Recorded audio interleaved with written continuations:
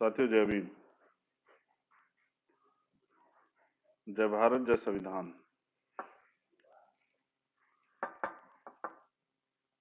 और आज 31 दिसंबर 2021 एक महत्वपूर्ण लाइव को लेके और अपनी बात रखने के लिए मैं आपके बीच में हूं।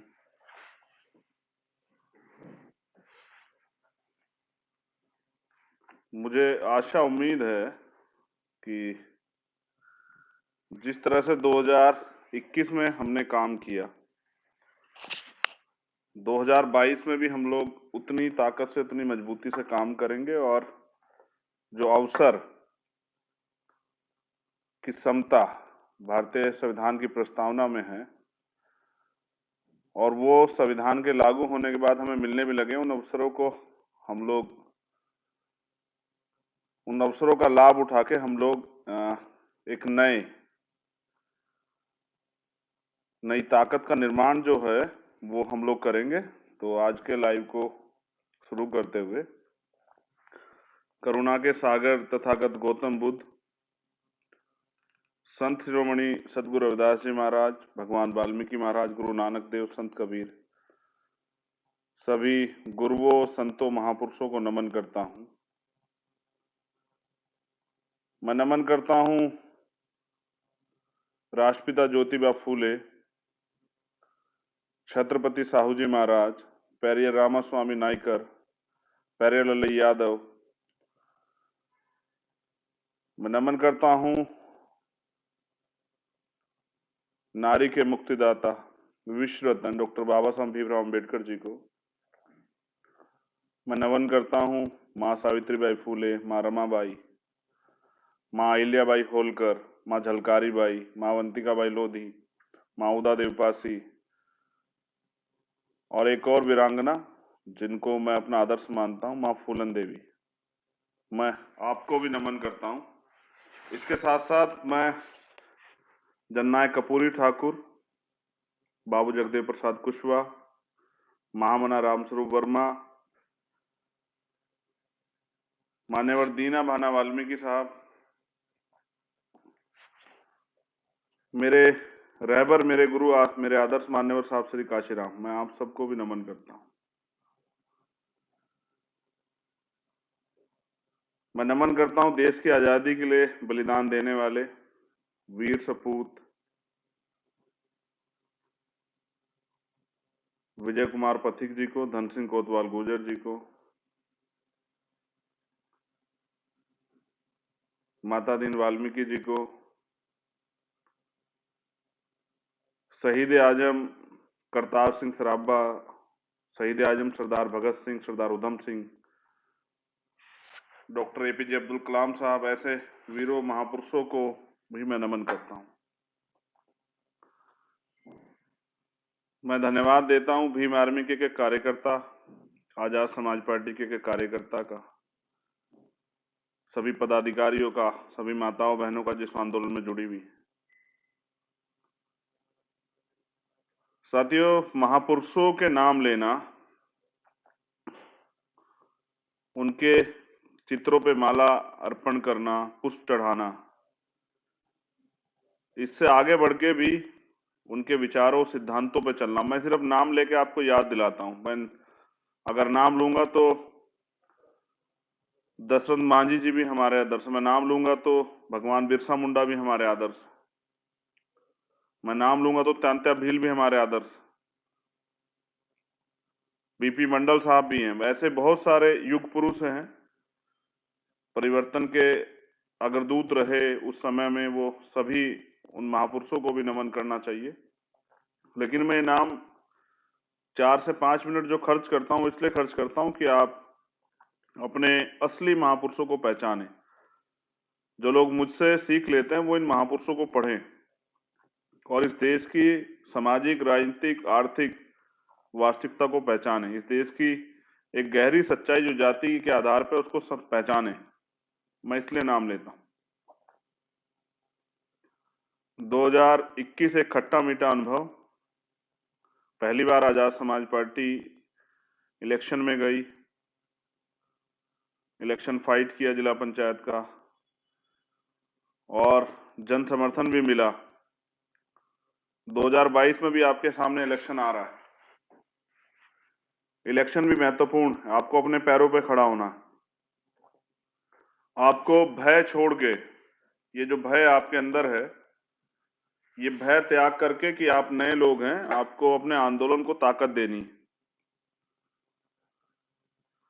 आपको अपने आंदोलन से शक्ति का निर्माण करना है। मानवर काशीराम साहब कहते थे, N into D into S is equal to change, and for need D for desire, S for strength is equal to change। लेकिन उन्होंने ये भी कहा कि अगर किसी समाज की नीड जीरो तो सब कुछ जीरो हो जाएगा। किसी समाज की डिजायर जीरो हो तो सब कुछ जीरो हो जाएगा। किसी समाज की स्ट्रेंथ जीरो तो सब कुछ जीरो हो जाएगा। एंड फॉर नीड, यानी कि किसी समाज को मैं अगर आवश्यकता, कहते हैं ना आवश्यकता आविष्कार की जर्नी होती है, अगर समाज आवश्यकता ही ना महसूस करे। जैसे समाज के बारे में मैं बता दूं कि पूरे 5 साल समाज जो है रोता रहता है, हाथ फैलाए रखता है, नेताओं के भरोसे रहता है। अपने काशीराम साहब का जो समाज अन्याय अत्याचार के खिलाफ आवाज नहीं उठाता, वो लाशें उठाता है, तो लाशें उठाता है। हत्या होती है, रेप होते हैं, बहनों के घरों में आग लगा दी जाती है, तमाम तरह के परेशानियों का सामना करना पड़ता है, जमीनें जो है दबा ली जाती है, भेदभाव होता है, जैसे चंपावत में अभी हुआ भोजन माता वाला मामला है, और एक और मामला जो खाना छूने पे जिसमें हम लोग गए थे, हत्या कर दी गई। तो अगर किसी समाज में आवश्यकता जीरो हो तो फिर डिजायर और स्ट्रेंथ जीरो हो जाएंगी, क्योंकि जीरो की आप जीरो से गुणा करोगे तो जीरो हो जाएगा। वहीं अगर 1% भी आवश्यकता होगी तो शायद किसी शक्ति का निर्माण हो जाए, तो शक्ति उतनी निर्माण हो पाएगी जितनी आवश्यकता होगी। उसके बाद अगर डिजायर यानी कि चाहत अगर किसी समाज की जीरो, किसी समाज में इच्छा ही नहीं, जैसे मैं आज आपसे कह रहा हूं कि अपने अंदर चाहत पैदा कीजिए कि हमें अपने पैरों पर खड़ा होना है, हमें अपने महापुरुषों के वास्तविक आंदोलन को, वैचारिक आंदोलन को जिंदा रखना है। हमें सत्ता के आगे इतना सत्ता के लिए नतमस्तक नहीं होना कि हम अपनी वैचारिकी को शून्य कर दें, हम अपने आंदोलन को शून्य कर दें। हम अब बाबा साहब अम्बेडकर और माननीय काशीराम साहब का जो सपना था उसको शून्य कर दें, बाबू जगजीवन राम का जो सपना था उसको शून्य कर दें। हमें इस और भी ध्यान देना है। तो डिजायर, अगर चाहत शून्य होगी तो सब कुछ शून्य हो जाएगा। अगर किसी शख्स में किसी कार्य के प्रति संकल्प लेने की और उस संकल्प को पूरा करने की चाहत नहीं है तो वो पूरा हो ही नहीं सकता। जब चाहत पैदा होती है तो वो चाहत रास्ते अपने आप खोल देती है। तीसरा, स्ट्रेंथ। अगर आप स्ट्रेंथ नहीं बना पाए, स्ट्रेंथ आपकी जरूर रहेगी, आप स्ट्रेंथ नहीं इकट्ठा कर पाएंगे, क्योंकि ये लोकतंत्र है। यहाँ तलवारों की नहीं, सरों से जो है आंदोलन और आंदोलन की सफलता तय होती है। राजनीतिक आंदोलन की ताकत जो है वो सरों से तय होती है। तो मैं समझता हूं कि अगर स्ट्रेंथ नहीं बना पाए, यानी कि लोगों को जोड़ नहीं पाए, वो शून्य हुई, तो अगर 10 लोगों में कोई चाहत भी होगी, उनको आवश्यकता भी होगी, तो वो लोकतंत्र में शक्ति का निर्माण नहीं कर सकते हैं। बहुसंख्यक लोगों को तैयार करना पड़ेगा, इसलिए बहुजन भाईचारा बनाना बहुत जरूरी है। और अगर ये तीनों चीजें पर्याप्त मात्रा में आपने तैयार कर ली, आपने आवश्यकता भी आपको महसूस की, और आवश्यकता से आपने चाहत का निर्माण भी किया, और चाहत से आपने संख्या बल के आधार पर अपनी स्ट्रेंथ भी बना ली, बहुजन समाज के लोगों में भाईचारा बना लिया, इकट्ठा कर लिया, तो फिर राजनीतिक शक्ति का निर्माण होगा। राजनीतिक शक्ति का निर्माण करने का के लिए विधानसभाओं में 5 साल में एक बार मौका मिलता है, और लोकसभाओं में भी 5 साल में एक बार मौका मिलता है। यूपी में मौका आपको मिलने वाला है। बहुत सारे लोग आपके बीच में रहने वाले हैं, और वो आपको लगेगा भी कि भाई इन लोगों के भरोसे हम अपने आंदोलन को आगे बढ़ा दें। तो बस मैं आपको इतना बता देना चाहता हूं कि वो नेता यही थे जब तमाम तरह की परेशानियों से आपको रूबरू होना पड़ता, समस्याओं से। वो नेता अपने घर में बैठे रहते हैं। वो नेता कभी इस पार्टी को बदल, कभी उस पार्टी को बदल, उनका आंदोलन से कोई मतलब नहीं होता। उनका अंतिम लक्ष्य विधायक और एमपी बनना होता है। ऐसे बहुत सारे नेता आपके बीच में आएंगे, और फिर आपका अपना दल भी मेहनत करेगा, आपके पास नए लोग होंगे लड़ने वाले, गरीब लोग होंगे, संसाधन विहीन लोग होंगे, लेकिन उनके अंदर एक सपना जो पिछले 5-6 साल से भीम आर्मी के लोगों ने संघर्ष किया और उस संघर्ष से जो परिवर्तन चाहते हैं। क्योंकि मैं बार बार समझाता हूं और मैं कहता हूं कि भाई पिछले 6 साल से हमारे कार्यकर्ता ना धूप देखते हैं, ना बारिश देखते हैं, ना सर्दी देखते हैं, ना आंधी तूफान देखते हैं, ना दिन ना रात ना संसाधन देखते हैं, और वो अपनी मंजिल की तरफ निकले रहते हैं और वो अपनी मेहनत से काम करते हैं। वो हजारों लोगों की न्याय की लड़ाई रोज लड़ते हैं। पूरे देश के अंदर भीम आर्मी की यूनिट हजारों लोगों को न्याय दिलाने के लिए रोज उनके साथ खड़ी होती है, और जहां भी अन्याय अत्याचार वहां भीम आर्मी खड़ी रहती है, आजाद समाज पार्टी खड़ी रहती है। अब आपके पास मौका, तमाम पैसे वाले लोग आए, कुछ लोग आने जाने भी लगे हैं कि भाई आप जो हमारी पार्टी में आ जाओ, पैसे ले लो, ये सब चीजें कर लो। लेकिन पैसा आंदोलन को कभी ताकतवर नहीं बना सकता। अगर पैसा आंदोलन को ताकतवर बनाता, मैं समझता हूं पैसे की आवश्यकता है, तो आज इस देश के पैसे वाले लोग इस देश की सत्ता पे वास्तविक रूप से काबिज होते। पैसा आवश्यकता है, लेकिन पैसा सब कुछ नहीं है। क्योंकि जिन महापुरुषों ने आंदोलन चलाए हैं, उन्होंने तो संसाधन बाद में निर्माण किया और उनके साथियों द्वारा संसाधन का निर्माण किया गया। वो तो पैसे वाले नहीं थे। तथागत बुद्ध भी जब तक राजा थे तब तक तो आंदोलन नहीं चलाए। ये जो मैत्री आंदोलन वो चलाए, ये जो भाईचारा और वास्तविकता की तरफ जो हमें लेके गए, अपो दीपो भव की बात करी, मानव मानव एक समान की बात करी, तो ये राजा होते नहीं कर पाए। जब उन्होंने राजशाही त्यागी तब कर पाए। बाबा साहब अम्बेडकर भी अपने आंदोलन को अपने ज्ञान के जरिए आगे बढ़ा पाए। तो ज्ञान अर्जित करना, मैं तो साथियों से अपील करूंगा कि वो जरूर पढ़ा करें। अब मेरी एक अपील है यूपी के, उत्तराखंड के, पंजाब के साथियों से कि आपके यहाँ इलेक्शन है। गोवा मणिपुर के साथियों से भी मेरा ये अनुरोध है कि आपके यहाँ इलेक्शन डिक्लेयर होने वाले हैं, और 4 और 5 तारीख 2 दिन आपको मैं आपसे अपील करता हूं कि जो भीम आर्मी आजाद समाज पार्टी के मूलभूत सिद्धांत, उन सिद्धांतों को, एक आपका पार्टी का चुनाव चिन्ह आ गया केतली, उस चुनाव चिन्ह को आप तख्तियों पे, बैनरों पे बना के छोटे छोटे, और साइकिल मोटरसाइकिल के माध्यम से या जो भी संसाधन आपके पास हो, 2 दिन यूनिट्स जो है, मैं प्रदेश अध्यक्ष जी के माध्यम से, इस लाइव के माध्यम से उनको सूचित कर रहा हूं। मैं व्यक्तिगत में उनको सूचना दे दूंगा कि सभी जिलों में हमारी यूनिट्स जो हैं वो अपने चुनाव चिन्ह के साथ और गांव गांव निकल के 2 दिन, जैसे आप साइकिल यात्रा में निकले थे, ऐसे निकल के 2 दिन जो है अपनी शक्ति का एहसास कराने का काम, और अपनी जो विचारधारा है जो आप करने वाले हैं, जैसा मैंने आपसे बताया कि एजुकेशन, चाहे वो प्रोफेशनल हो चाहे वो एकेडमिक हो, सारी एजुकेशन जो है हमें अवसर मिलने में हम लोग मुफ्त में गरीब व्यक्ति को देंगे, अंतिम व्यक्ति को भी।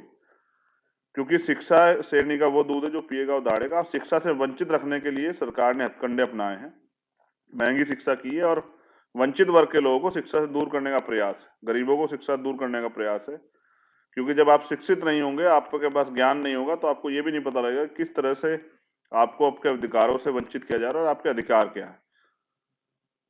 तो मैं समझता हूं कि 4 और 5 तारीख में हमारे कार्यकर्ता पदाधिकारी गांव गांव जाके अपने ब्लॉक वाइज जो है यूनिट बना के, विधानसभा यूनिट बना के, और संवैधानिक तरीके से गांव गांव जाके अपनी पार्टी की विचारधारा, अपनी पार्टी के लक्ष्य, अपनी पार्टी का संघर्ष, भीम आर्मी का संघर्ष, भीम आर्मी का संकल्प, इसे स्वाभिमान सम्मान का जो आंदोलन हम लोग चला रहे हैं, अधिकारों का आंदोलन चला रहे हैं, उसको बताने का काम करें। 4 और 5 तारीख में 2 दिन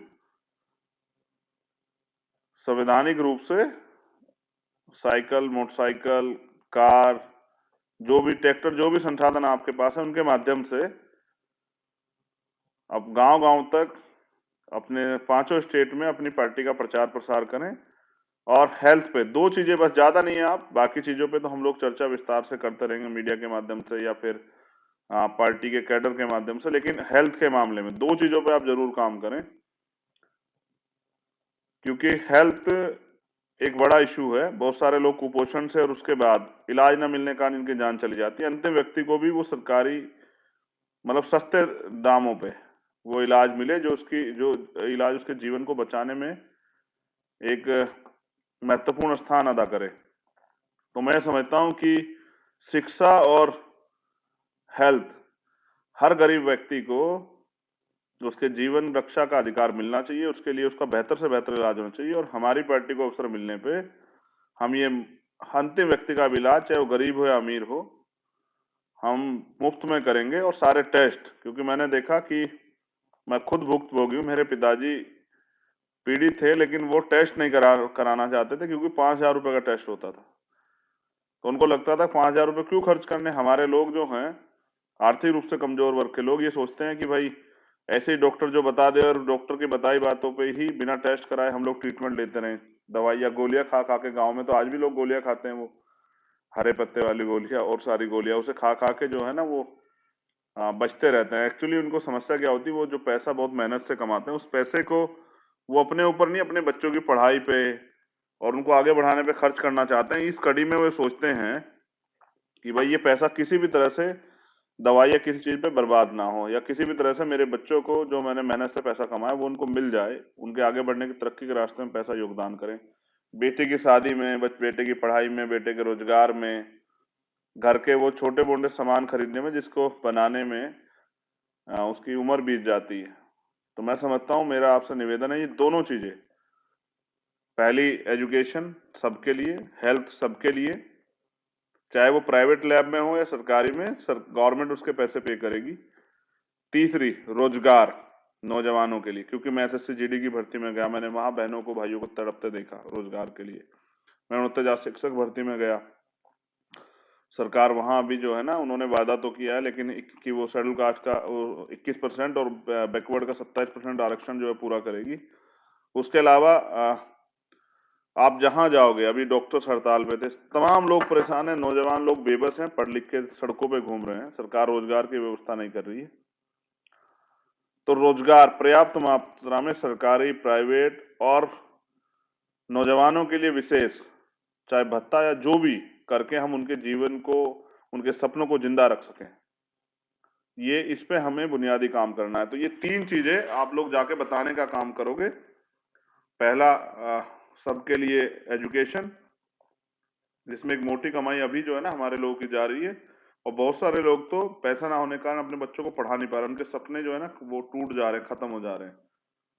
दूसरा, जिनके यहाँ 5, 4, 5 बच्चे हैं वो बेचारे इसलिए एक दो लोगों पे मेहनत करते हैं, बच्चे को तो पढ़ाते नहीं है, कि अगर बेटा पढ़ लेगा तो ठीक है, बेटी को तो फिर शादी करके भेजना है। तो बेटियों के भी जीवन जो है ना, यहाँ 2वीं दर्जे की नागरिक महिलाएं बनी हुई है बच्चियां, उनको भी जो है ना, उनका भी सपने उनको पूरा करने का मौका मिले, इसलिए एजुकेशन सबके लिए। दूसरा, हेल्थ सबके लिए। तीसरा, रोजगार की व्यवस्था। और बाकी काम जो है ना लगातार, ये महत्वपूर्ण बात है, क्योंकि 90% समाज जो है गांव में रहता है और गांव तक हमारी बात जानी चाहिए। आपने 5 साल मेहनत की है, गांव गांव में लोग आपको जानते हैं, आपका संगठन है। 2 दिन 4 और 5 तारीख में मेरे बिना अब दोबारा कहे और किसी और दूसरे व्यक्ति के आदेश आए बिना आप अपने कार्य को प्रॉपर रूप से करें। हजारों की संख्या में जो लोग मुझे सुन रहे हैं उत्तर प्रदेश के, वो जिलाध्यक्ष, मंडल के पदाधिकारी, संभाग के पदाधिकारी, प्रदेश के पदाधिकारी, वो अपना एक खाका बना लें और यूनिट्स बना के। मैं समझता हूं कि हमारे कार्यकर्ताओं पे संसाधन नहीं है, लेकिन उन्होंने इन संसाधन विहीन रहते हुए इन्हीं छोटे मोटे संसाधनों के साथ मिलकर इस आंदोलन को सींचा है। और उनके आंदोलन से आज इतना बल है कि नेशनल मीडिया हो या और तरह की के जो सरकारें हों, किसी भी प्रदेश सरकार को, उनके हमारी बातें सुननी पड़ती हैं। आज जुल्म, जाति, अन्याय, अत्याचार बढ़ रहा है और इसको रोकने का तरीका है कि आप शक्ति का निर्माण करें और राजनीतिक शक्ति अपने हाथ में लें। मैं बस आपको जानकारी के लिए बता दूं कि राजस्थान में बहुत ज्यादा मामले बढ़ रहे हैं। वहां तो बाढ़ सी आ गई अपराध की, वहां की सरकार फेल है, ऐसी सरकार को सत्ता में बन रहने का कोई अधिकार नहीं है। दूसरा, लगातार वहां हत्याएं, रेप और तमाम तरह की चीजें, जुल्म, जाति, घोड़ी से उतारना, इतनी वो चीजें चल रही है। मैं लगातार अब कैंपेनिंग करूंगा वहां और मैं प्रयास करूंगा ऐसी निकम्मी सरकार दोबारा वहां सत्ता में ना आए। दूसरा, हरियाणा में बड़े मामले, और एक विनोद भाई के मामले में हम लोग गए थे, विनोद वाल्मीकि के, और मैं प्रशासन 5 दिन से ज्ञापन दिया हुआ था। 12 दिन से उनकी डेड बॉडी मोर्चरी में रखी हुई थी और उनके परिवार के लोग, वो जो हमारे परिवार के लोग, वो न्याय के लिए लड़ रहे थे। जब उस परिवार ने मुझे सूचना दी तो मैं गया था और मैं कह के आया था कि सीएम मना कर दें कि हम देना नहीं चाहते, 5 दिन से ज्ञापन उनके पास है, हमसे लिया जाएगा तो हम ले लेंगे। फिर वो मांगे मानी गई, यानी कि उस परिवार को अपने जीवन यापन करने के लिए भी सरकार से गुहार लगानी पड़ी। ये काम सरकार का ही था, क्योंकि किसी की हत्या करने का अधिकार किसी को नहीं। लेकिन ये तो रोज हो गया है, सरेआम हो गया है कि हमें सुबह शाम ये करना ही पड़ता है, अपने लोगों की लाशें उठानी पड़ती हैं। तो इससे भी आगे बढ़ के मैं समझता हूं कि हरियाणा में भी सामाजिक बहिष्कार के बहुत सारे मामले हो रहे, मैं जल्द उन पे भी जो है जुटूंगा। मेरी समझ में राजनीति इसी तरह से आती है कि जहां मेरी जरूरत है मैं वहां रहूं। जैसे मैं कल अपने वीर सपूतों को, शहीदों को नमन करने के लिए भीमा कोरेगांव जा रहा हूं। भीमा कोरेगांव में उनको नमन करूंगा, क्योंकि डॉक्टर बाबा साहब अम्बेडकर वहां जाते थे, उन्होंने अपील की थी कि लोग आए, विजय स्तंभ को नमन करें और अपने शहीदों को याद करें। फिर मैं भोपाल जा रहा हूं 2 तारीख में, क्योंकि वहां ओबीसी आरक्षण को जो है पंचायत में खत्म कर दिया गया था। वहां के लोग, ओबीसी साथियों ने, ओबीसी जो महासभा है, उन्होंने आवाज उठाई, उनके साथ भीम आर्मी और जेएस के साथियों ने आवाज उठाई, तो सरकार को उसमें झुकना पड़ा। उन्होंने 2 तारीख का आंदोलन रखा है, बहुजन भाईचारा बने, और जब भी कोई साथी अपने अधिकारों के लिए लड़ने के लिए खड़ा हो तो हम उसके साथ ही दिखाई दें। इसलिए जो है हम लोग उस भाईचारे को मजबूत करने और ये बताने कि हम कहते नहीं, करने में भरोसा रखते हैं। मैं जा रहा हूं 2 तारीख को भोपाल में। साथियों, एक बहुत जरूरी बात मुझे आपसे और कहनी थी। अपने ऊपर भरोसा रखिए। काशीराम साहब कहते थे ये लड़ाई संवैधानिक तरीके से लड़ी जाएगी। काशीराम साहब कहते थे कि भाई जो मिशनरी लोग हैं उनका सर जो है वो बर्फ की तरह ठंडा होना चाहिए, कि वो बहुत जल्दी जो है ना आक्रोशित ना हो जाएं। जैसे आज हमारे साथी छोटी सी कोई बात होती है, बिना जानकारी के सोशल मीडिया पे तरह तरह कमेंट करने लगते हैं, सोशल मीडिया पोस्ट डालने लगते हैं। मुझे ऐसे कार्यकर्ताओं से जिनसे मुझे बहुत उम्मीदें, और जब वो इस तरह और कुछ कार्यकर्ता इस तरह की वो करते हैं, मुझे तकलीफ होती है कि हमने इतनी मेहनत ईमानदारी से इन कार्यकर्ताओं को तैयार किया, साथियों को, पदाधिकारियों को, और ये छोटी छोटी बातों में आपस में उलझते रहते हैं। जबकि हमारा लक्ष्य एक महान लक्ष्य है, एक बड़े लक्ष्य की तरफ हम लोग चले हुए हैं, जो इतने लंबे समय तक पूरा नहीं हुआ। उसको पूरा करने के लिए आज हम निकले, तो आपस में छोटी छोटी बातों पर उलझ के नहीं चलेगा। पार्टी संगठन के लोगों, जो आपके सीनियर लीडरशिप जो निर्देशित करती है, उसका पालन आपको करना चाहिए, और समय समय पे जब समीक्षा अपनी बात रखनी चाहिए सोशल मीडिया, इन सब चीजों पे। इससे दूसरे लोगों को ये अवसर मिलता है कि भाई देखो, अभी भी इनके लोग जो हैं वास्तविक रूप से तैयार नहीं हो। मेरी अपील है साथियों से कि सोशल मीडिया पे किसी भी तरह की बात करने से पहले, क्योंकि सोशल मीडिया दो धारी तलवार है, ये जहां आपकी बात को भी उठाती है, वहां ये आपको आपके खिलाफ जो है ना बहुत सारी चीजें भी तैयार करती है, विरोधियों को अवसर भी देती है। तो हमारे भीम आर्मी के साथियों को, आजाद समाज पार्टी के साथियों को विरोधियों को अवसर नहीं देना चाहिए। हमें सतर्क होकर अपना आंदोलन चलाना है। तो सोशल मीडिया पे को जरूरी चीजों में यूज करें, इसको अपने खिलाफ यूज ना करें, अपनी पार्टी संगठन के खिलाफ यूज ना करें।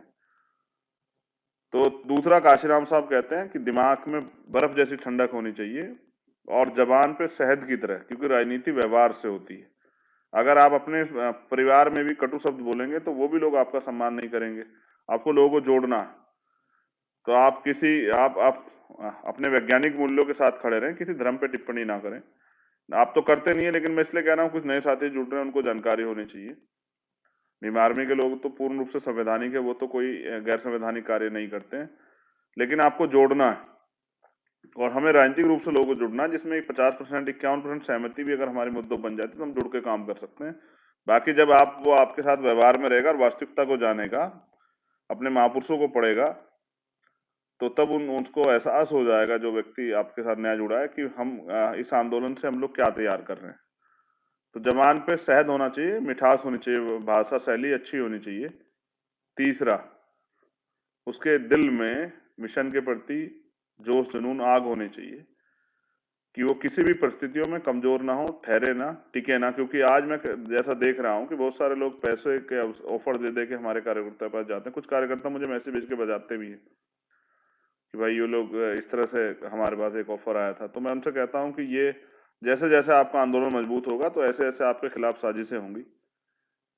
तो किसी से ना घबराना है, ना किसी से जो है कमजोर पड़ना है। अपने मेहनत के बलबूते हम लोग यहाँ पहुंचे हैं।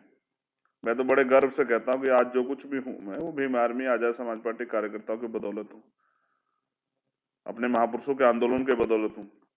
अगर मैं किसी इस विचारधारा को छोड़ के कहीं राजनीतिक रूप से जुड़ा होता तो शायद मेरी कोई पहचान ना होती। मुझे जो कुछ मिला इस विचारधारा से मिला है, तो मैं इस विचारधारा को, इस आंदोलन को कमजोर नहीं पड़ने दूंगा। ये बहुजनों का आंदोलन है और बहुजन समाज के लोगों को भी शासन सत्ता पे उनका अधिकार होना चाहिए, उनको अवसर मिलना चाहिए। इस पे हम लोग काम कर रहे हैं।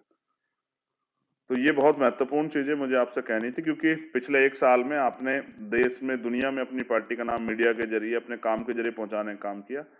एक नया अवसर आपको 2022 में मिलेगा, और क्योंकि 2022-21 में आप लोगों ने अच्छा काम किया और खूब अच्छी तरह साथ निभाया, आपने अपनी ताकत का लोकतंत्र में एहसास कराया। आप सभी के लिए 2022 के लिए, 21 के लिए मंगल, उसके 21 का जो समय खत्म हो गया उसके लिए बधाई और मंगल कामनाएं। आपके परिवारों के लिए मंगल कामनाएं। मैं भी इंसान ही हूँ, मुझसे भी कभी कभी कुछ कभी कभी गुस्सा में हो जाता हूँ कार्यकर्ता। मेरा गुस्सा करने का इरादा मात्र ये होता है कि भाई आप जो हैं सीखे, क्योंकि मैं नहीं चाहता कि कोई दूसरा व्यक्ति हमारे कार्यकर्ताओं कहे कि इनको जानकारी नहीं।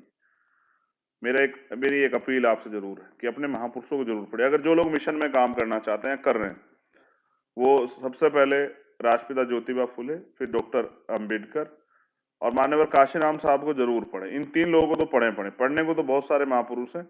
जैसे आप बाबू जगदेव प्रसाद कुशवाहा और जननायक कर्पूरी ठाकुर जो बिहार से थे, बहुत बड़े नेता हुए सामाजिक न्याय के। फिर आप रामविलास पासवान जी को पढ़िए। ऐसा नहीं कि उन्होंने बहुत अच्छा काम किया, बाबू जगजीवन राम जी ने अच्छा काम किया है, आप उनको भी पढ़ सकते हैं, उनसे भी सीख सकते हैं। आप सीख तो विरोधी से भी सकते हैं कि विरोधी ने किस तरह से अपने काम को आगे बढ़ा, आपको सीखना चाहिए। तो पढ़ना बहुत जरूरी है। आप संविधान को पढ़िए, संविधान की जानकारी कलेक्ट कीजिए, आप आईपीसी को पढ़िए, सीआरपीसी को पढ़िए, आप एविडेंस को, मतलब जो भी आप सीख लें, पढ़ लें। मैं भी पढ़ता हूँ, मैं भी लगातार जो मुझे किताबें कोई दे देता है तो मैं भी पढ़ता रहता हूँ। जो भी मुझे कोई कुछ देता है, मैं ये नहीं पूछता कि आपने क्या दिया, मगर मुझे कुछ अगर मिलता है तो मैं उससे प्रयास करता हूँ कि भाई मैं उसको पढूं। तो जो भी मुझे कुछ कोई ना कोई देता है, मैं प्रयास करता हूँ कि भाई मैं पढ़ता रहूं, क्योंकि मैं समझता हूँ कि जिंदगी में हमेशा सीखना चाहिए। तो मेरा आपसे अपील है कि अपने महापुरुषों को जरूर पढ़े। महामना रामसु वर्मा जी को अगर आपने नहीं पढ़ा है तो शायद आपने नहीं पढ़ा। आपने प्यारेलाल यादव और जिनको मैं कह रहा हूं, अगर पेरियार रामास्वामी नायकर को आपने नहीं पढ़ा तो नहीं पढ़ा है, संत गाडगे जी महाराज को, नारायणा गुरु को नहीं पढ़ा है, तो आप, फिर मैं पूरी ईमानदार से कह सकता हूं कि फिर आप आंदोलन में ज्यादा दिन नहीं चल पाएंगे। जोश के साथ जब होश नहीं होगा तो फिर आप कुछ दिनों में आपको एहसास होगा कि भाई यहाँ तो जिस उद्देश्य के लिए मैं आया था, अगर कोई पैसा कमाने या मिसयूज करने आया है तो वो फिर ज्यादा दिन नहीं टिक पाएगा। जो धैर्य से आंदोलन चलाने के लिए आया और कुछ करना चाहता है वो टिका रहेगा। तो ऐसा नहीं हम यहाँ बैठ के देखते हैं कि हमारा कौन कार्यकर्ता ईमानदार से, मेहनत से काम कर रहा है और कौन कार्यकर्ता हमारा जो है वो दिखावा कर रहा है। ये हम भी देखते रहते हैं। फिर समय समय पे हम उस अच्छे कार्यकर्ता को बढ़ावा भी देते रहते हैं, और जो इस तरह कार्यकर्ता कर रहा है, जो आम आसपास के कार्यकर्ता हम जिनके नाराज जिनको जानकारी नहीं होती उनके कार्यों की, तो उन पे हम लोग कार्रवाई भी करते रहते हैं।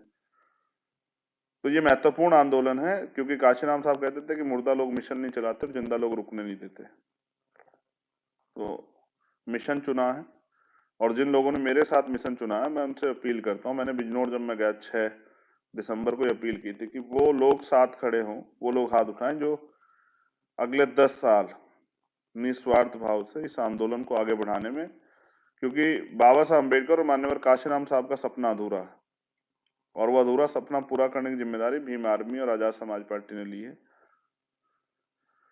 कभी मौका मिले तो सही शिरोमणि उधम सिंह जी को पढ़िएगा आप। जब वो लंदन में थे तो उन्होंने एक पार्टी बनाई थी जिसका नाम था आजाद पार्टी। ऐसे नहीं मैंने इसका पार्टी का नाम आजाद पार्टी रखा हुआ है।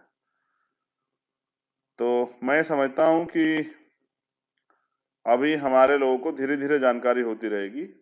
आप कभी पढ़ेंगे तो जिन्होंने जनरल ओडवायर को वहीं जाके मारा, ऐसे वीर सपूत, भारत के गौरव का इतिहास आप पढ़ेंगे तो आपको पता लगेगा कि उन्होंने लंदन में जाके आजाद पार्टी बनाई। क्यों बनाई? क्योंकि उन्होंने एक संकल्प लिया था, और हमने भी एक संकल्प लिया है।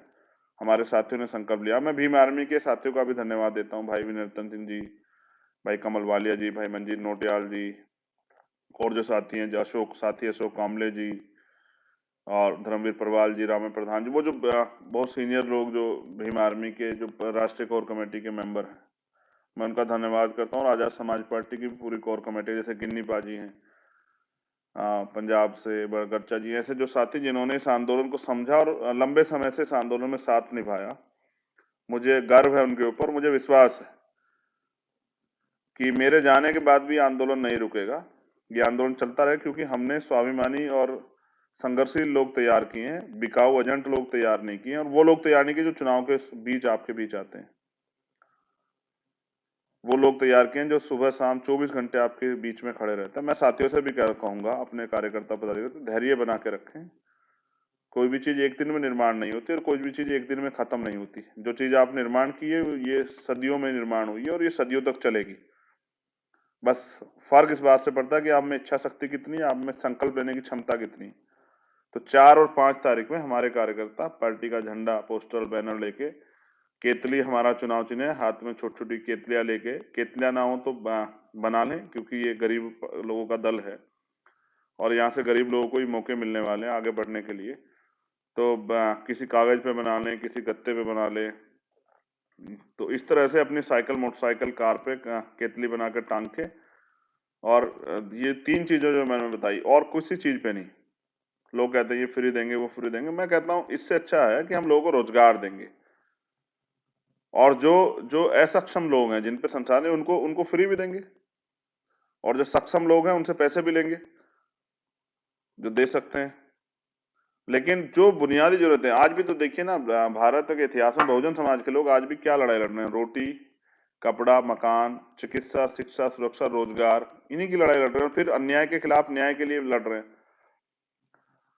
उनके कितने कैबिनेट सचिव हैं स्टेट में, सेंटर में, कितने उनके जो हैं प्रमुख सचिव हैं, मुख्य सचिव हैं, कितने उनके जो हैं जुडिशरी, कॉलेजियम सिस्टम के कारण जो है, जो रास्ता रोक दिया गया, उसका भी इलाज करना है, ईवीएम का भी इलाज करना है, बहुत सारी चीजों पे काम करना है। तो मैं भी पिछले 1 महीने से बहुत स्टडी मटेरियल पे था, क्योंकि हमें अब जनता के बीच जाना, अपनी बात रखनी है, और हमने ये भी सुनिश्चित किया कि भाजपा को रोकना भी है। उत्तराखंड की टीम का भी धन्यवाद दूंगा, बहुत अच्छा काम कर रही है, लेकिन मिलजुल के काम करेंगे तो और अच्छा काम होगा। पंजाब की टीम का, वहां के जो जिम्मेदार पदाधिकारी, उनका भी धन्यवाद करता हूँ। बस मेरी अपील है कि लगातार अपने काम को जारी रखिए और पीछे मुड़ के मत देखिए, क्योंकि जब आप पीछे मुड़ के देखते हैं तो आपका विरोधी आपसे आगे निकल जाता है। तो अपने अंदर जो भय है, उस भय को त्यागिए और निकलिए, क्योंकि जब आप संगठन बना के काम करने आए थे, तब भी बहुत सारे संगठन यहाँ काम कर रहे थे, और मुझे लगता है बहुत सारे लोगों ने आपका समर्थन नहीं किया, चंद लोगों ने समर्थन किया, और उन चंद लोगों के समर्थन से और आपके खुद की ताकत से आपने अपने अपने संगठन को देश और दुनिया में पहचान दी। आज आपका जो संगठन है भीम आर्मी, वो देश का सबसे बड़ा संगठन है। आरएसएस संगठन उसके आगे ऐसा है, बोना, ऐसा आरएसएस, और ये इतनी बड़ी है भीम आर्मी। तो देश के सबसे बड़े संगठन के लोग जो बिना सरकार के भी अपने लोगों को न्याय दिलाते हैं, उनके अधिकारों की रक्षा करते हैं, वो अपनी ताकत को पहचाने। और मैं फिर आपसे अपील करूंगा कि जुटे, 4 और 5 तारीख को फिर से उसी एहसास, अनुभव का वो अनुभव मुझे कराएं जो आपने पिछले 2 महीने, 1 महीने पहले जब हमने साइकिल यात्रा शुरू की तब कराया था।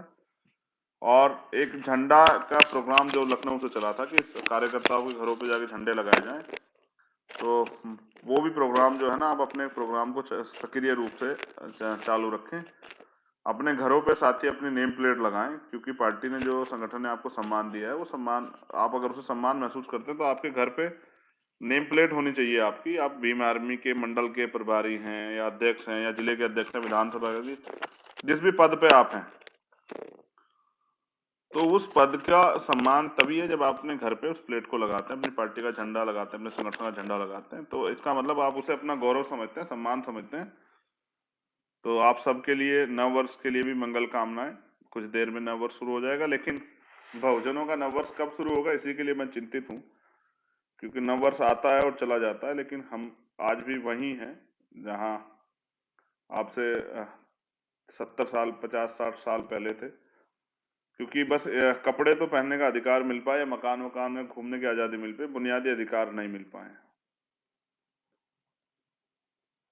84 करोड़ लोग सस्ता भोजन लेते हैं, उनमें 84 करोड़ लोगों में 80 करोड़ लोग शेड्यूल कास्ट, बैकवर्ड और माइनॉरिटी के लोग हैं, शेड्यूल ट्राइब के लोग हैं। आप चेक कर लीजिए रिकॉर्ड। भूख से मरने वाले, सीवर में मरने वाले, सड़क पे मरने वाले, खुदाई में मरने वाले, ये सब लोग शेड्यूल कास्ट, बैकवर्ड, माइनॉरिटी के लोग हैं।